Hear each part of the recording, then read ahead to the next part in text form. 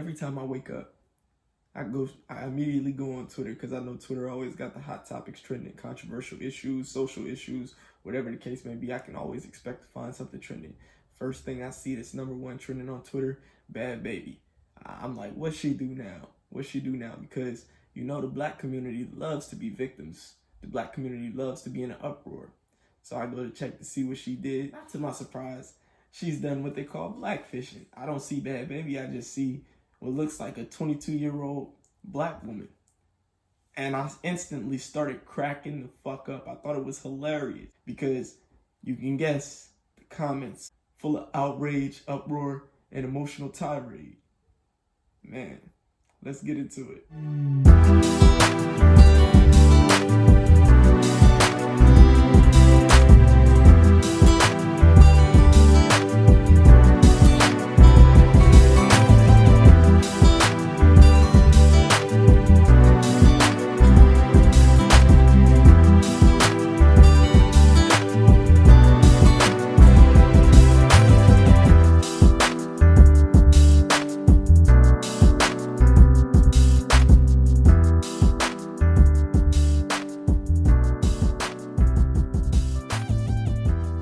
Y'all may remember Bhabie some years ago. She played on Dr. Phil. She was known as the Cash Me Outside girl.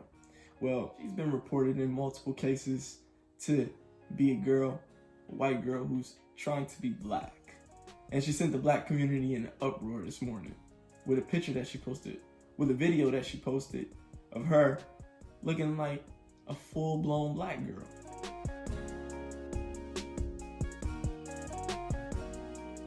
BET.com had this to say about it. Cash Me Outside girl posted this video with her skin visibly darkened and the internet doesn't recognize her. Danielle Bregoli, originally known for her Dr. Phil appearance as Cash Me Outside girl, is no stranger to the conversation of cultural appropriation. It's that word, cultural appropriation. I think that's one of the stupidest words that was ever invented. I hate that word. Because what does it mean to appropriate a culture? And even if there is such a thing as cultural appropriation, why is that a bad thing? You know, if I seen people trying to be me, I would be freaked out. But in a sense, I would feel a sense of honor that they want to be me. It's like, you admire me, you admire my swagger, you admire my personality, you admire things about me that you wish to emulate. I've had several fan pages make fake pages of me on Instagram. About 15 or 16 I know of. And not once have I gotten super upset. Some of them got more love and more likes than I did. Some of them was getting hella hoes in the comments. I'm like, that's not even me. I'm objectively looking at my potential to be the guy that I thought I was. And here's a guy who's doing it better than me. And I still wasn't upset. I mean, it's just weird, but it's not something that I would bitch and complain about or cry over, like the black community tends to do every time someone does what they think is blackfishing or cultural appropriation or blackface. They always go into an uproar. She's wearing our hairs. She tanned her skins. She made her lips bigger. She trying to be black. Like, bro, y'all annoying, man. Well, let me get back to the story. In December of 2019, she caught flack online after she posted a photo of herself with her hair done up in box braids. In response to the backlash, the then 16-year-old lashed out on Instagram where she derivatively chided black women for wearing wigs and weaves. To all the black females that are saying my hair ain't meant for box braids, guess what? Y'all hair ain't meant to be straight, but y'all glue wigs on y'all heads and sew Brazilian, Indian, Peruvian hair, which isn't anything like your natural hair texture at all. She wrote in her Instagram stories, boom, booyah, bingo. She's not wrong. She's not wrong. And that's why I take issue with this, because the same things the black community trip about, we contradict ourselves with some of the same exact behaviors. But when we do it, it's okay. When we try to imitate or emulate other cultures, it's perfectly fine. But when other cultures or ethnicities try to emulate or imitate us, we have a fucking fit. Now the 16-year-old is facing blackfishing accusations online in light of her new drastic change in appearance. On Monday, April 6th, Bregoli popped up on Instagram and posted 2 videos from what appears to be inside her home. In these clips, she gazes into the camera as she shows off her long black tresses. Her skin is visibly tan, darker than its usual shade. If you told me this was the same shawty, I wouldn't believe it. One user captioned a photo of Bregoli from her infamous appearance on Dr. Phil. OMG, I didn't even know this was Bad Baby. I didn't even know this was the Bad Baby chick. She looks like a full-on black girl now, a second user commented. This can't be Bad Baby, a third tweeted in disbelief. The drastic alteration has also prompted conversations about white women's obsession with black skin, especially as it pertains to the aesthetics and nuances of black womanhood. Man, this is nonsense to me. What I take issue with is when I do something, but when someone else does it, I have a fit. Meanwhile, I think it's okay to do it. I hate hypocritical behaviors.